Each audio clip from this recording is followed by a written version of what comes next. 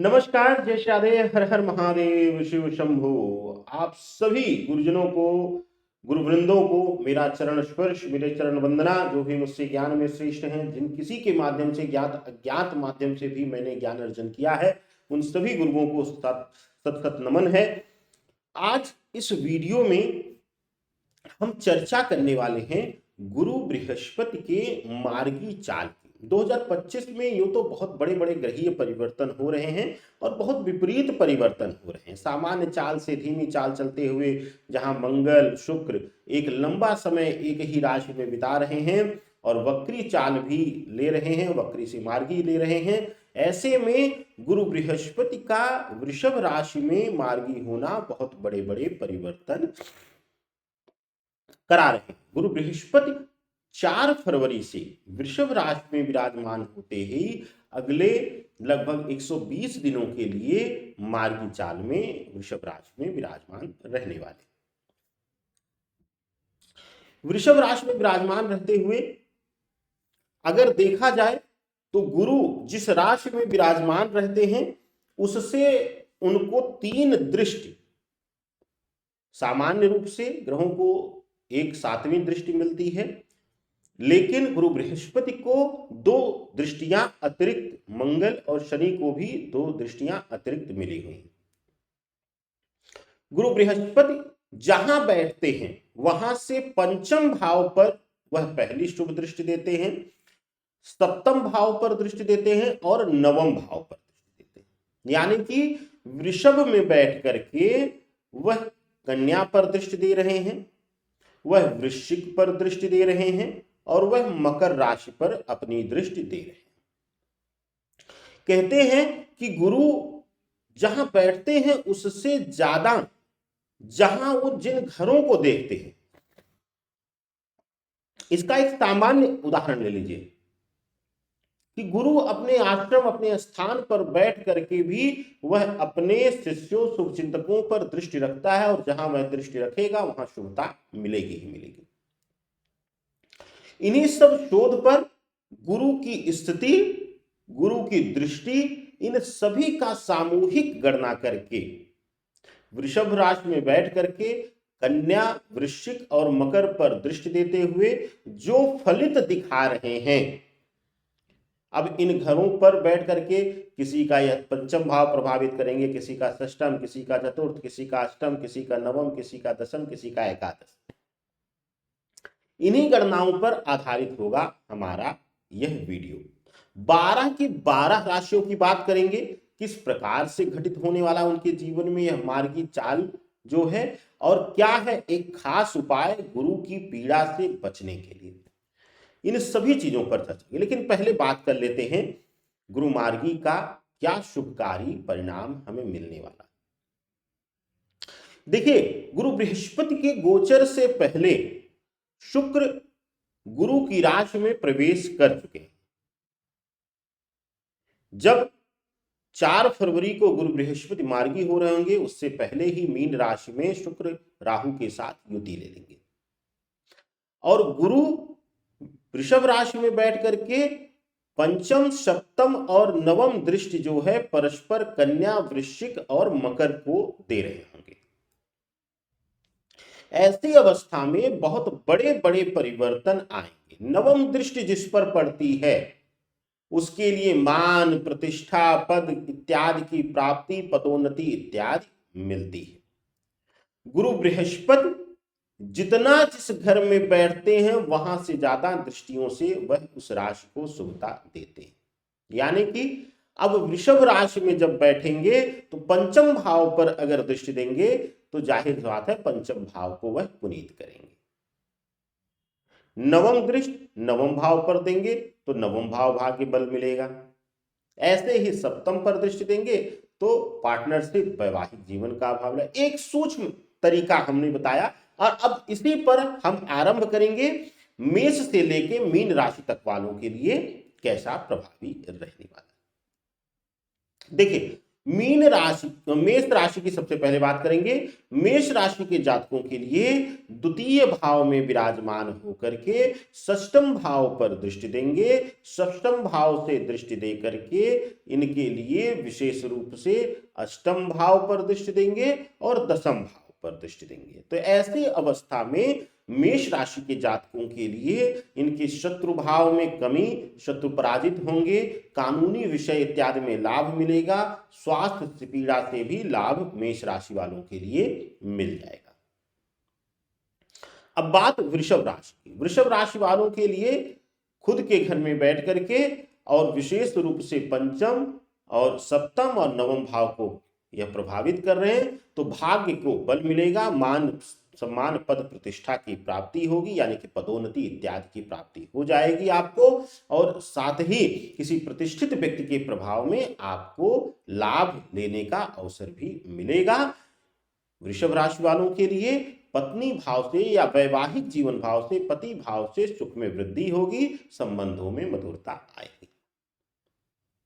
बात मिथुन राशि की। मिथुन राशि वालों के लिए अगर देखा जाएगा तो द्वादश भाव में बैठ करके चतुर्थ भाव पर, षष्ठम भाव पर और अष्टम भाव पर, और आपके लिए विशेष रूप से अगर देखा जाएगा तो मिथुन राशि के जातकों के लिए यहाँ पर प्रभावी जो इनकी दृष्टि है वह इनके विशेष रूप से इनको थोड़ा सा जो मानसिक रूप से तनाव दे सकती है, आर्थिक रूप से तनाव दे सकती है। अगर कोई प्रॉपर्टी इत्यादि इस बीच लेंगे तो उसमें भी इनको कुछ विवाद का सामना करना पड़ सकता है।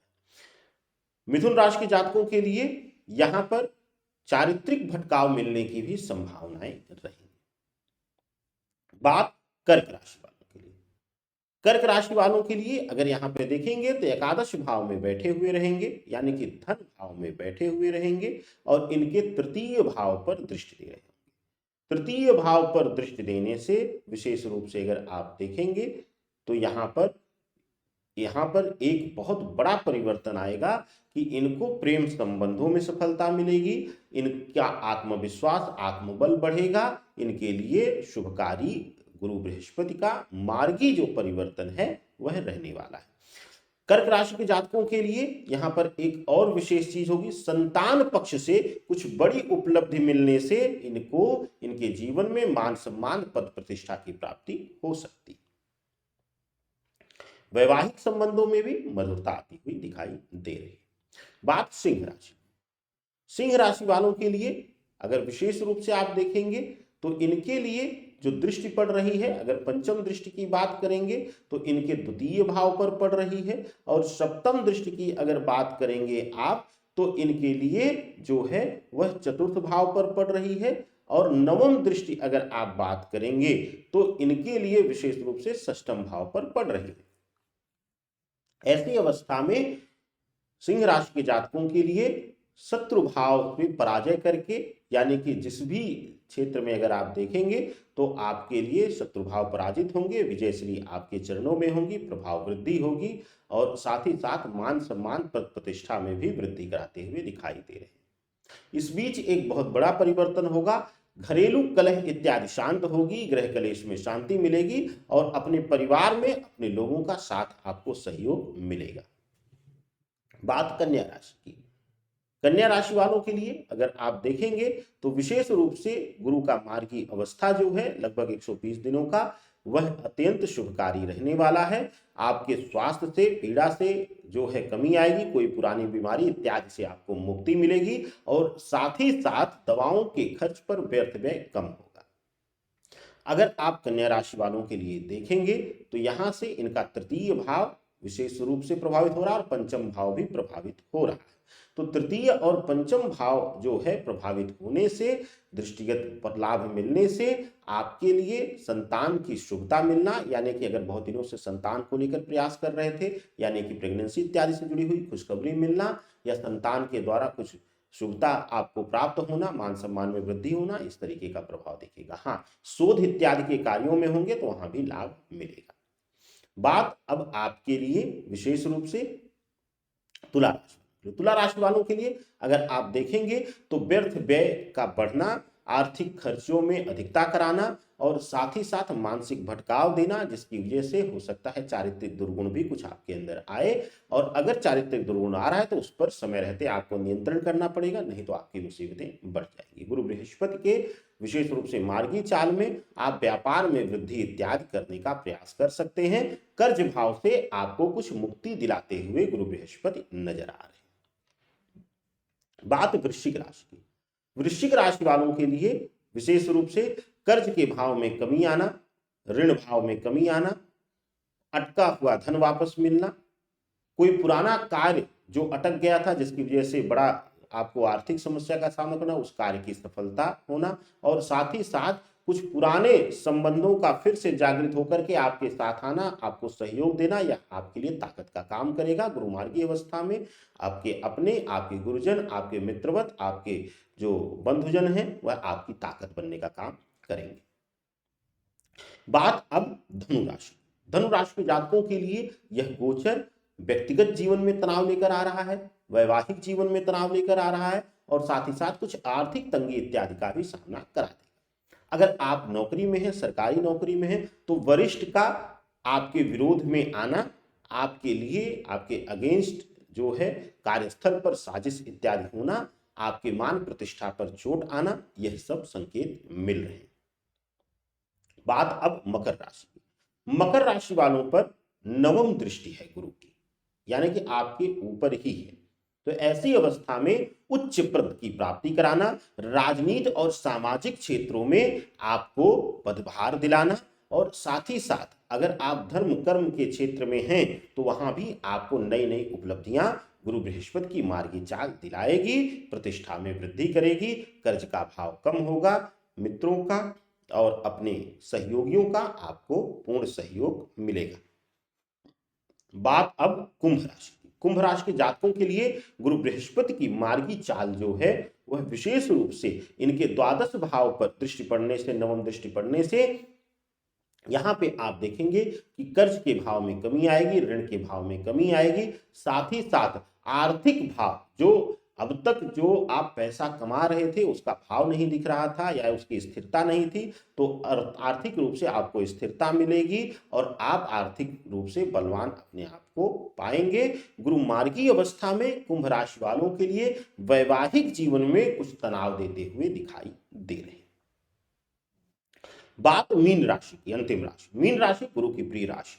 मीन राशि वालों के लिए अगर देखेंगे तो नवम दृष्टि जो है वह आपके एकादश भाव पर पड़ने से आर्थिक भाव मजबूत होगा। मनवांछित रूप से धन कमाने की जो प्लानिंग चल रही थी उसमें कहीं ना कहीं कामयाबी मिलेगी। किसी कमाऊ स्थान पर, किसी अर्निंग के प्लेस पर आपकी पोस्टिंग होगी और आपके गुरुजन और वरिष्ठ जो हैं वह सहयोगी और सहयोगपूर्ण भावना के द्वारा आपको पूर्ण रूप से सपोर्ट करेंगे, सहयोग करेंगे, जिससे कि आपको एक बल मिलेगा। साथ ही साथ वैवाहिक जीवन में बंधने का यह उपयुक्त समय है। अगर मैरिड लाइफ से जुड़ा हुआ डिसीजन लेना चाहते हैं तो आपके लिए अतिशय शुभकारी रहेगा। तो ये रहा 12 की 12 राशियों का गुरुमार्गी अवस्था का हाल। अब बताते हैं आपके लिए एक उपाय। जो भी सूक्ष्म परिवर्तन था 12 की 12 राशियों को, जो महत्वपूर्ण जीवन में परिवर्तन होने वाले थे, उन पर चर्चा हुई। अब बात करते हैं आपके लिए एक चमत्कारी उपाय की। अगर किसी की भी कुंडली में गुरु नीच का बैठा हुआ है, गुरु राहु युति है, गुरु केतु युति है, तो आप विशेष रूप से यह उपाय जरूर कर लिए, या जिसका भी गुरु नीच राशि में बैठा हुआ है उसके लिए भी अतिशय शुभकारी यह रहेगा प्रयोग। क्या करना है आपको? चने की दाल, गुड़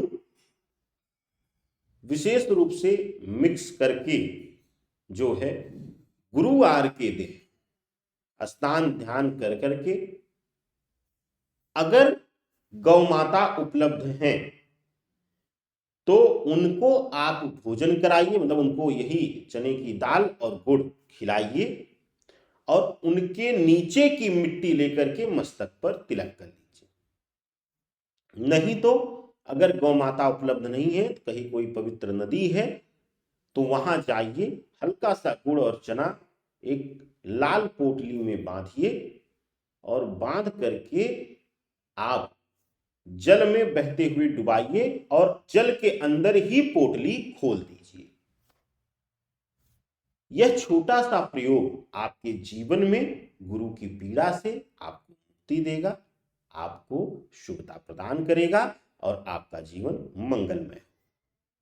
इसी तरीके से एस्ट्रो4 लाइव को सहयोग सपोर्ट देते रहिए, इस चैनल को आगे बढ़ाते रहिए। मेरा प्रयास है कि अब समय समय पर जैसे पिछले दिनों में आपको वीडियो मिलती रही है, वैसे ही अब लगातार हर महत्वपूर्ण गोचर पर और दैनिक राशिफल और साथ ही साथ महत्वपूर्ण ग्रहीय संयोजन पर आपको वीडियो मिल जाएगी, मार्गदर्शन भी मिलता रहेगा।